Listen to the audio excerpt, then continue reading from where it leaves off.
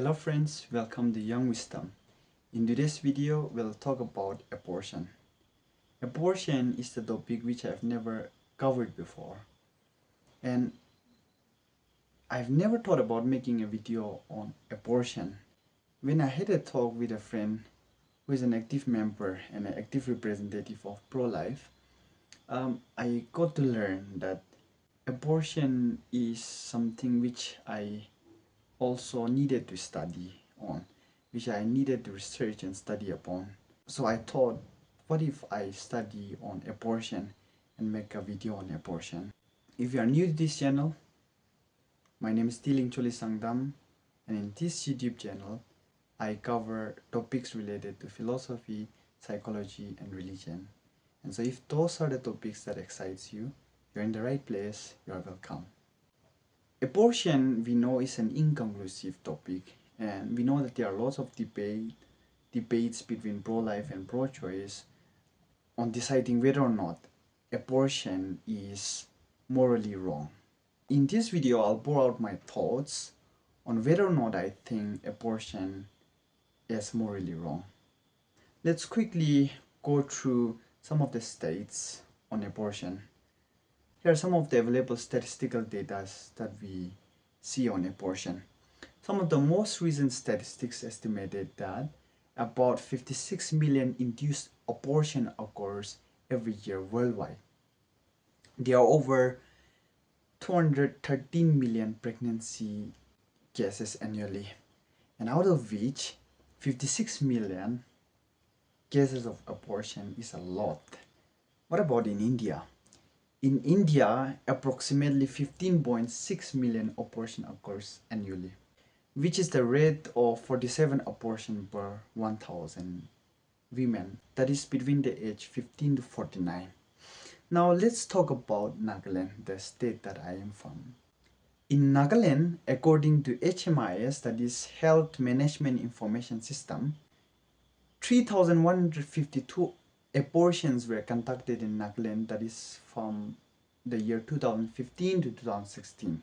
Now in contrast, according to the data provided by the Family Planning Association of India, that is FPAI, 2015 alone has over 3,928 reported cases of abortion.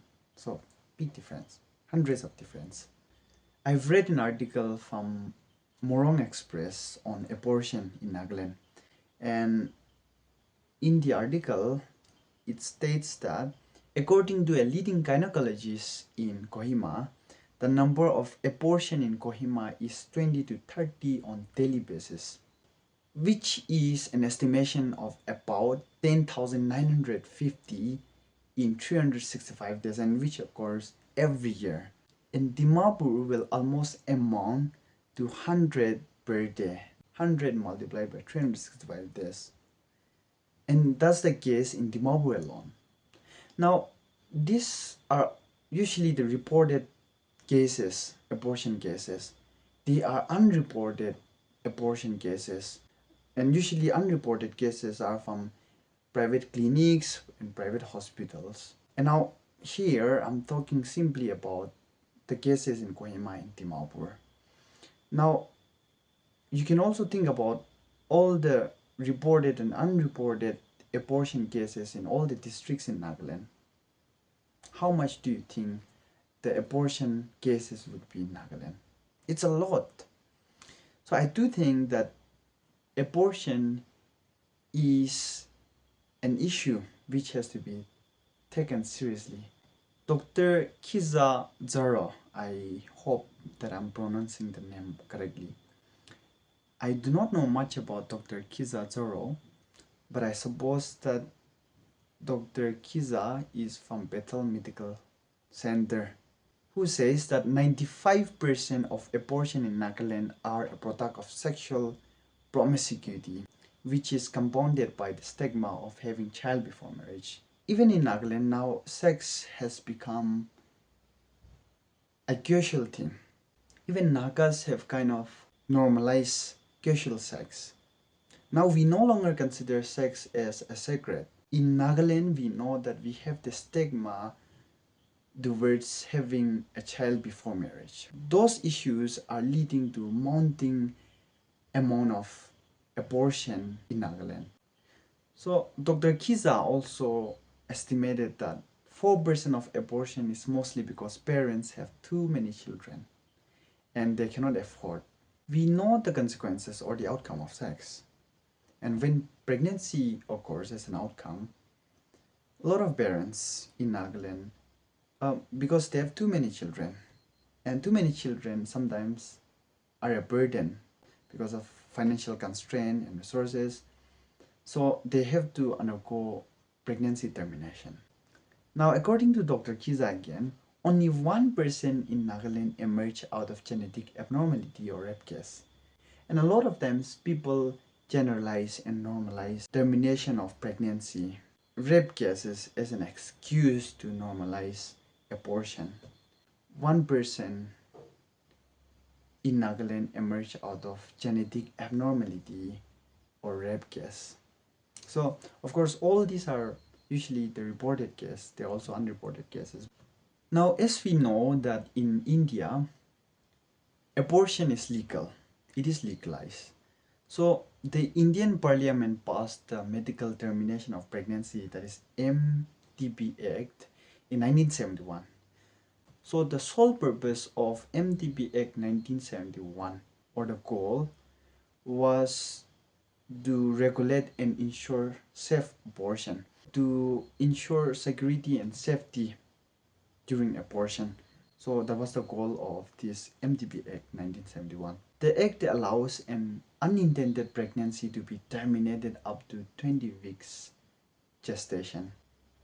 No doubt over the years with implementation of this MTP Act 1971, it has led to an increasing amount of safe abortion. But however, it has also led to increasing number of abortion in India. Now let's try to understand what abortion really is. In simple words, abortion is termination of pregnancy. That's what abortion is. There are basically two major types of abortion. First is spontaneous abortion. So this spontaneous abortion is a natural loss of pregnancy before 20 weeks of gestation. And this is a loss of pregnancy without undergoing any medical or surgical intervention and is not intentional. It is not induced intentional. When the loss of pregnancy is natural and it is not induced intentional, this can never be considered as wrong. The loss of pregnancy naturally happens, so this can never be considered morally wrong. The only problem of abortion is the second type of abortion, that is induced abortion. So induced abortion is done intentionally, and induced abortion is the intentional termination of pregnancy. It is done through medical or surgical means or intervention. So induced abortion undergoes two different types of method. First is medical abortion. Now let's talk about what is medical abortion. Medical abortion is a method which is used in early pregnancy, that is usually between 10 to 12 weeks of gestation.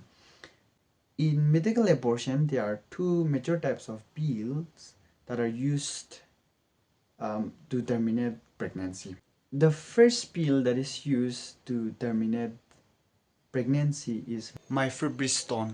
So this very pill, it is used to block progesterone, and we know that progesterone is a hormone needed to maintain pregnancy.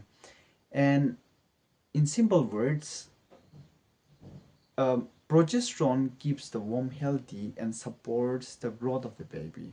When progesterone is the one that supports pregnancy and that nourishes the baby and it helps the baby develop and grow. So when progesterone is blocked, it does no longer maintain the pregnancy. So as a consequences, pregnancy gets terminated.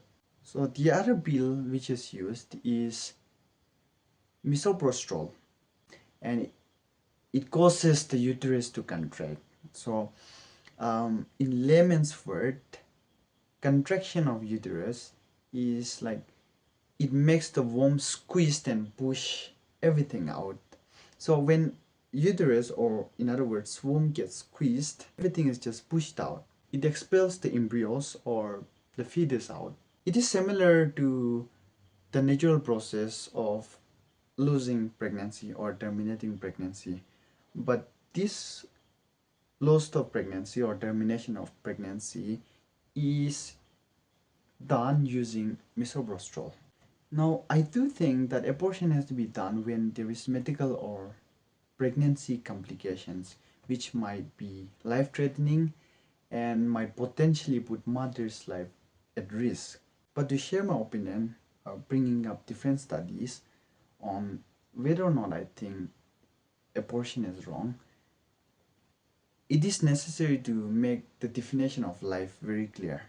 So let's see how NASA's working definition of life is. Life is a self-sustaining chemical system capable of Darwinian evolution. So we know that under Darwinian evolution, it falls under natural selection, which majorly falls under two major heads, that is reproduction and survivability. So NASA's working definition of life clearly shows that embryos or fetus are life, are human beings. Now, how do I define life? I would simply define life this way. Life is what distinguishes living organism from non-living objects or matter, which is characterized by biological properties such as genes, growth and development, consciousness, emotions, cellular organization, metabolism, adaptation, reproduction, and all the biological properties that we can fit in. Now, there can be a lot of debate and arguments on deciding when life actually begins. But at least according to biology, we know that life begins at conception or fertilization. Conception is when there is a union between male gametes and female gametes, that is sperm cell and egg, to form a zygote. If there is a union between female gametes and male gametes to form a zygote, what really is zygote? Zygote is a single-celled organism that consists of unique diploid genome, and which is consisting 46 chromosomes, 23 chromosomes each from both parents.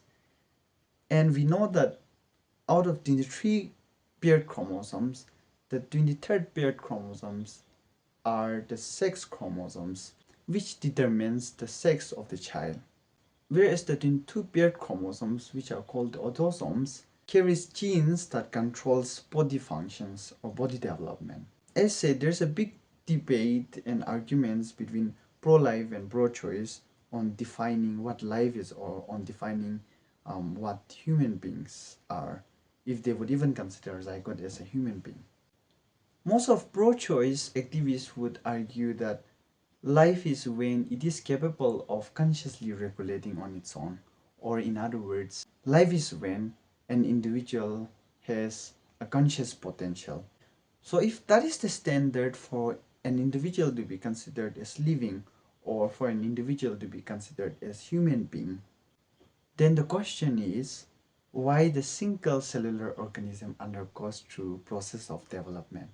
When we study human lifespan, it undergoes through a series of development, and that development to become a full-grown human being like you and I, it undergoes through a series of process, and the process of development starts from conception till date. It is ever developing, it is ever changing. Imagine removing conception. Do you think there will be possibilities for any single-celled organism to develop and become a full-grown human being like you and I? No, that cannot be. So if we do not consider zygote as human beings, then what are zygotes? Are zygotes just a material object that we see around us? Are zygotes like a cup or any material non-living objects? What are zygotes? When it's genetically human, then what are zygotes? simply because zygotes are not capable of consciously regulating on its own. That cannot be the standard that we scale for us to consider anything as human. So to develop into full-grown human beings like you and I, it starts from conception. During the process of development inside the uterus or inside the womb, fetus, by 22 to 25 days, the cardiac tube begins to beat, which is heartbeat. And we know, even the layman or anybody who does not have good biological knowledge, we know for sure that anybody can distinguish living from non-living. And one way to distinguish living from non-living is the heartbeat. How do we know that somebody is dead? When the heart beats no more, then clearly the person lives no more. Then when the cardiac tube begins to beat by 22 to 25 days, imagine killing the fetus. If heartbeat is what distinguishes living from dead, then a fetus who has a heartbeat is living and is a human being. Now by 6 weeks, electrical brain activity begins. So we know for sure that behind all thoughts, behind all actions, there is always brain chemistry that is going on. Neural networking already begins by 6 weeks. So do you not think that all the fetus are not capable of consciously regulating on its own? They are alive, they are human beings. By 24 weeks, fetus can potentially survive outside of uterus or outside of mother's womb with medical support. How the baby now becomes an individual being from the mother. Now after birth, when the umbilical cord is cut, that is the time when physically the child becomes an individual person from the mother. So inside the mother's womb, we know that it is through the umbilical cord that the baby receives nutrients and oxygen for survival. The child does no longer need to survive inside the mother's womb and receive nutrients and oxygen through umbilical cord. However, the thing here is, inside the uterus or the womb, the child's survivability is largely dependent upon the mother. And even after birth, the survivability of the child is largely dependent upon the caregiver, the mother. Now, if consciousness is the only thing what defines a living or what defines a human being, then here's an instance. There are medical conditions where people cannot consciously regulate their emotions and actions and thoughts because it's usually the normal individuals or normal people or the typical individuals who can consciously regulate emotions, our actions, and our thoughts.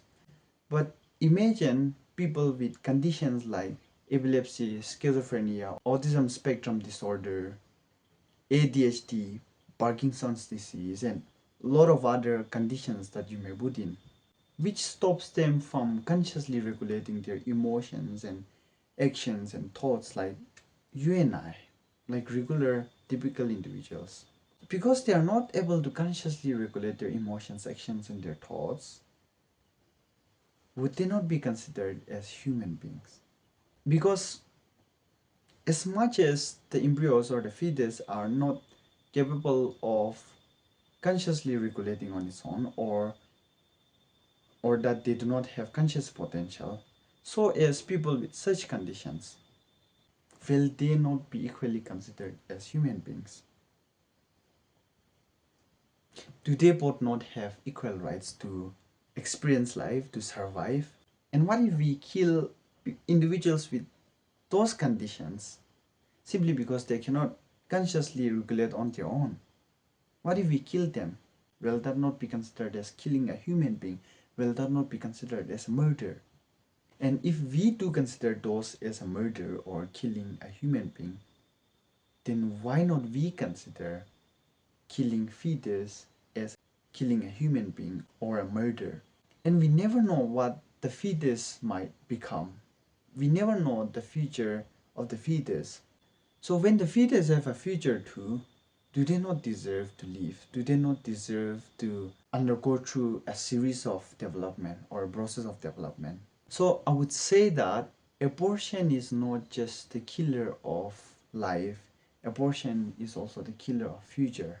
So when we terminate pregnancy and when we kill those fetus, are we also not killing the future of the fetus?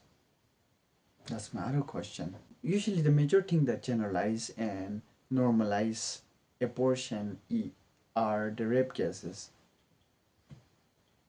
And I did mention that according to one of the gynecologists in Nagaland, only about 1% of all abortion emerge out of genetical abnormality and rape cases.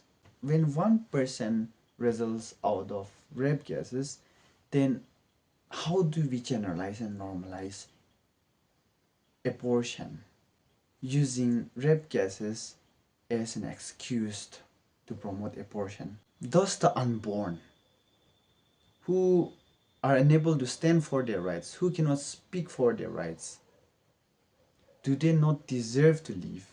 Now, talking about Universal Declaration of Human Rights, the Universal Declaration of Human Rights, UDHR, which is a document adopted by United Nations General Assembly on December 10, 1948, they are rights for all human beings. And which right comes first under Universal Declaration of Human Rights? We know that it is the right to life. Right to life, in simple words, I would say, I deserve to live. I don't deserve death. The right to life comes first, and which is followed by liberty, security, freedom of speech, right to education, followed by all other rights. All other rights are feasible only if a person lives, right? But when the person dies, the person cannot come back. So, what are all these follow up rights for? For anybody to effectively have these follow up rights, the person has to be alive. But when the fetus are killed, what rights do they have? Is there anybody who can speak for their rights? As a student of psychology, I do know that even people with certain conditions and abnormalities, disorders, those people have their own rights. They have their special rights. They need medical care, they need education, they need to be treated just as we treat any normal person. So, as the fetus, a human life who cannot speak for its own, who cannot stand for its right, we should remember that even the fetus or the embryos have the right to live. Now, let's talk about murder, because we are somewhere and somehow talking about killing a person or killing a human being. So, let's understand what murder really is. What is murder? Murder is the intentional and unlawful killing of another human being. And if the definition of murder is intentional and unlawful killing of another human being, then do you not think that killing a fetus or embryos is murder, committing murder? Because are we intentionally killing fetus? Are we intentionally killing a single-celled organism that is genetically human? And when we are killing an organism that is genetically human, are we not killing human being? And that is an intentional killing. Induced abortion is an intentional killing of a human person. And so for all this reason, I do think that abortion is morally wrong. We know that abortion becomes necessary for some conditions such as fetal abnormalities or pregnancy complications, which make abortion necessary. But in contrast, Studies shows that 15% out of 213 million pregnancies annually involves potential life-threatening complications. And what's the number of abortion again? The number of abortion is 56 million. And studies also shows that solution for medical complication is very high and about 90% if timely and proper medical care are given. Now, as a student of psychology, it is highly necessary for me to talk about psychological effects as a result of abortion. Study shows that induced abortion has indeed been shown to be safer than childbirth with respect to risk of death, that is according to Raymond and Crimes 2012 study. Although there are differences according to different studies, even if study shows that induced abortion, seems to be safer than childbirth, does it mean that we have to stop the process of childbirth and take up induced abortion just because it is safer? So the very moment we stop the process of childbirth and take up induced abortion because it's safer, we know with certainty that humanity is doomed to death. I have several studies on psychological effect of abortion. Many of the women who have experienced abortion have self-reported that the experience of abortion can lead to development of post-traumatic stress disorders, depression, and problems related with interpersonal relationship. Here is a study titled "A Psychological Effect on Abortion." This article is published in Eastern Journal of Medicine. One of the studies shows that pregnancy can be the cause of particular emotional stress for women with consequent development. In some cases of psychopathological disorders such as maternity blues and postpartum depression. Mood disorders during and after pregnancy have a detrimental effect on the mother's-child relationship and family life. Again, another study shows that PAD, that is post-abortion distress, and BAS, that is post-abortion syndrome, can be the outcome of abortion. PAD is defined as a disorder that involves experiencing strong post-abortion stress. It appears in the first 3 months after abortion and may persist for about a year. Its signs are experiencing a sense of loss or guilt, a feeling that life is pointless, sleep disorders, and psychological pain. In terms of sex, it involves the fear of becoming pregnant again and fear of sexual intercourse. BAS, post-abortion syndrome, instead is a chronic disorder that sometimes develops a long time after abortion or reappears periodically. It is characterized by following symptoms: reliving the trauma, that is insomnia, nightmare, retrospection, anniversary reaction, use of defense mechanism, repression, denial, rationalization, avoiding of places and situations which reminds the individual about the event, excitation, chronic anxiety, a sense of threat, mood swings and outbursts of anger, sleep disorders, concentration problems. Additional symptoms, that is depression, neurosis, obsessive compulsive disorder, a sense of harm and injustice, a sense of shame and guilt, suicidal thoughts, lowered self-esteem, psychosomatic disorder, no interest in sex, and other addictions, etc. All these are the effects resulting out of abortion. It is not me who is saying, it is the study that is showing. Whereas DSM-5 classification includes abortion as one of the risk factor of post-traumatic stress disorder. Now, 2011 study by Coleman.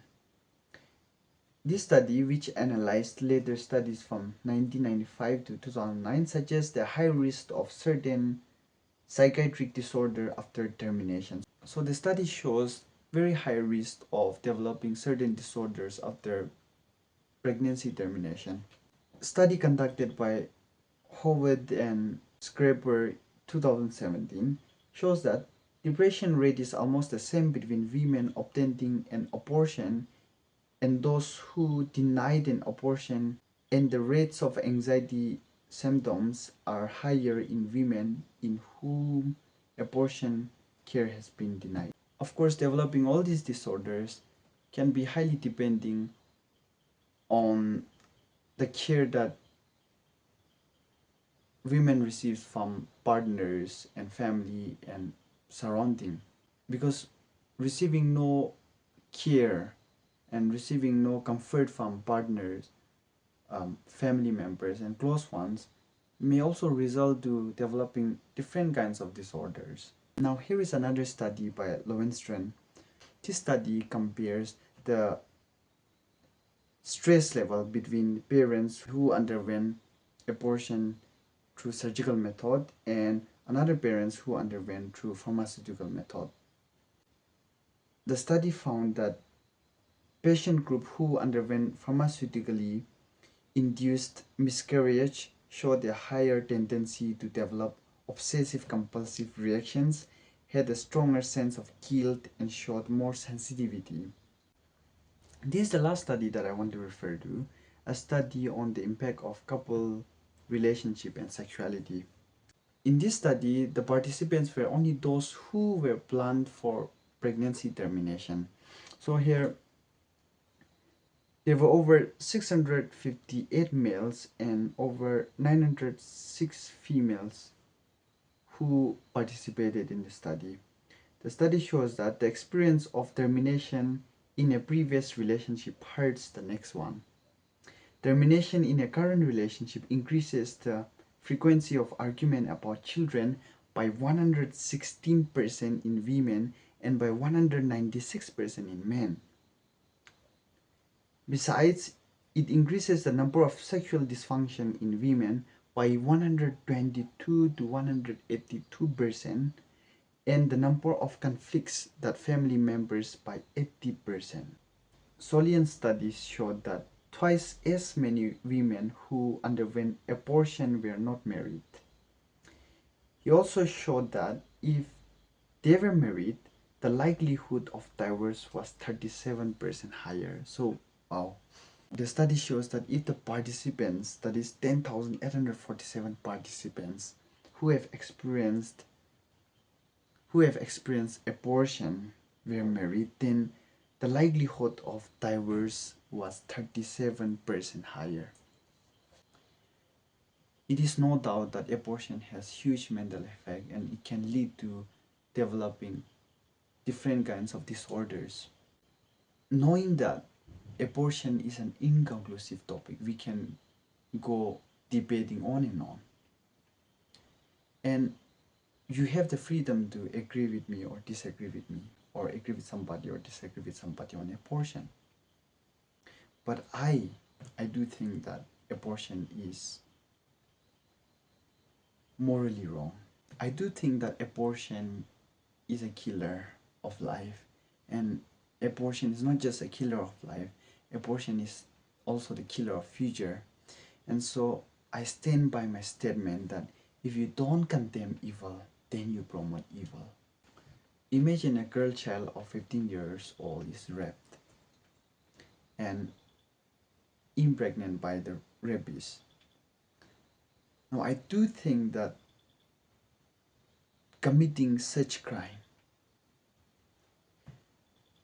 the criminal, the one who commit the crime, the rapist, the criminal deserves death.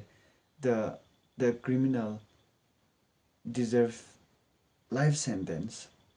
Or I do think that the criminal would deserve all the bad consequences. But again, another way to think about is because the criminal commits such crime, does the embryo or does the fetus, does the unborn child deserve death, deserve to be killed, deserve to be unalive? That's a very big question. Now, who has the authority to kill the unborn child? You and I, we know. As a Christian, I know that I am not the life giver. You are not the life giver. Nobody is the life giver. And if nobody is the life giver, if God is the only life giver, who are we to kill a life?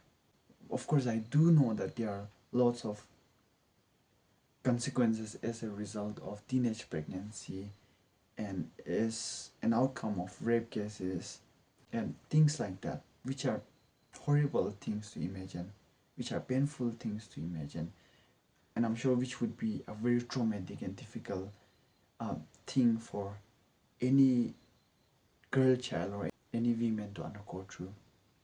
However, that does not leave a room for anybody to kill the baby, because the baby, the unborn child, has a future.